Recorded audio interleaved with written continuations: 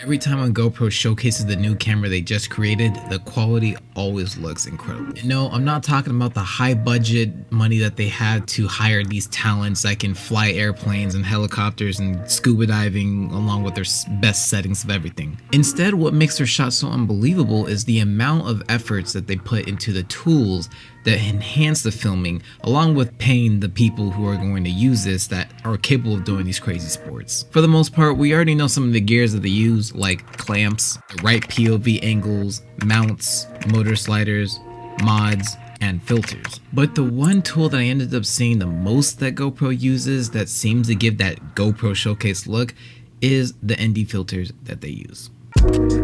Wagwan, my name is Tyski, and if you're new to my channel, I'm a creative filmmaker just spreading my creative vibes. Alright, GoPro obviously has some secrets that they're not sharing to everyone on how they film and edit their GoPro showcase videos. We may not know them all, but with some of us creators been studying other behind the scenes of other creators who've won the 1 million GoPro challenges, we were able to catch on to some things. So while majority of us buy GoPros or just action cameras in general, and we end up filming and it doesn't look as advertised, well, I'm hoping that this video actually helps fix that situation for you. So let me talk about a brief description of ND filters, the different types of filters and how they're used, and the tools to enhance filming with GoPros and all sorts of action cameras. Starting with, what are ND filters? Neutral density or ND filters are the type of camera filters that reduce the amount of light entering into the lenses so it doesn't affect the color of the image. They are available in various strengths measured to stops, allowing photographers and videographers to control the exposure level at bright conditions. ND filters enable longer exposure times, which can create motion blur in waters and clouds and different moving objects. And they are essential for achieving the desired depths of field within bright environments. Essentially, they're just sunglasses for your lens.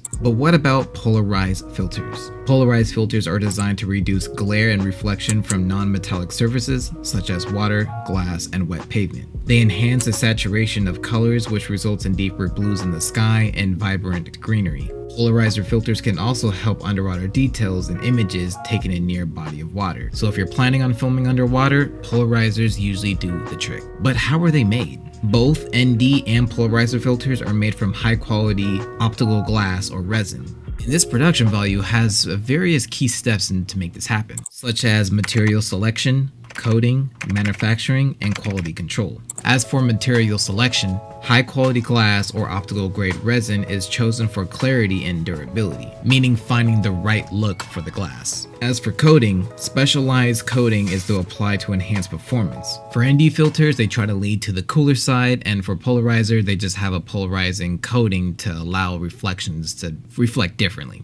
As for manufacturing, the minerals are cut, shaped, and sized out right so it can fit onto lenses. And lastly, quality control, which each filter undergoes rigorous testing to ensure that the quality is up to standard when it comes for creating all of these lenses. But here's what I find super fantastic. There are up to 8 filters. There's lots out there actually, but there's 8 main ones that I kind of see that's used the most that people would utilize to enhance their filmmaking. Starting off is the gradient ND filter. A gradient neutral density or GND filters are similar to the standard ND filters but are featured with a gradient effect, making one half of the filter darker and gradually transitioning to clear at the bottom. These filters are particularly used in landscape photography as they are known for photographers or for videographers to balance exposure between the bright skies and the darker foreground, helping keeping details in both areas. Another one that you're used to is probably the circular ND filters. Circular ND filters are adjustable to allowing different light levels of reduction, making it possible for you to choose what's best for your liking. Another common filter is the UV filter. Ultraviolet filters have historically been used to block UV light from reaching the camera sensor. Although modern sensors these days literally don't need a UV filter, UV filters are still popular to protecting the lens from scratches, dust, moisture, and so much more hazard in outdoor conditions. Now another would be color filters. Color filters are used to alter the color, balance an image, or add creative color effects. These filters can enhance specific hues, create moods, or compensation for lighting conditions. For instance, warm filters would enhance warm tones, while cooling filters enhance cool tones. Another set is infrared filters. Infrared blocks invisible light while allowing infrared light to pass through. This can result in unique and surreal images that capture the infrared spectrum, often transferring foliage into bright whites and skies into deep blacks. And this can be very artistic, so using this on an everyday thing might not be ideal, but if it's artistic to you, it just would make sense. But as far as my understanding, infrared just really flips a lot of colors and just inverts them in different ways that makes it feel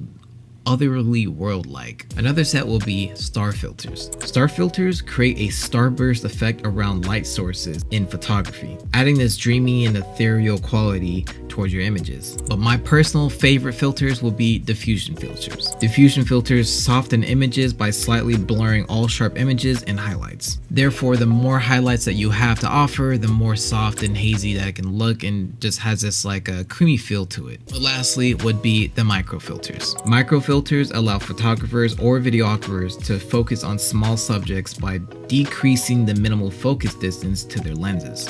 And these filters come in various strengths, enabling a close-up photography of flowers, insects, and interact with details without the need for a dedicated micro lens. And you probably wouldn't believe it until you see it, but with the internet, everyone has a will to do anything. Third parties exist, so the chance of you finding third-party versions for the GoPro or any action camera most likely is already out there. And with massive curiosity from you, links down in the description if you want to check any of those out. But knowing that the filters are completely important on how to get that GoPro showcase look, it still has to be incorporated with the tools that you need. And there's two different versions of tools you got to think about: physical tools and digital tools. As for physical tools, here are a few things that I feel like would be the best thing that you would want to consider: mounts and holders, gimbals and stabilizers, external microphones, extra batteries and battery packs, light equipment, filters, GoPro accessory bundles or action camera accessory bundles, and remote controls. Using the physical tools while incorporating with digital tools like good editing softwares, usage of zero distortion plugins, usage of motion blur, usage of proper color grades, filming in the highest settings, filming with the right codecs, and exporting at true 4K's quality and best settings. Incorporating all of this will help you get that GoPro showcase look. And to prove it to you, here's a montage of my best GoPro clips that I'm hoping that this would inspire you that you're capable of doing the same thing. And mind you, I don't know how to fly helicopters and planes and go scuba diving and know how to base jump off of things, dirt bikes. I don't do any of that, but using the GoPro in my way of what I do, I think it can still inspire you.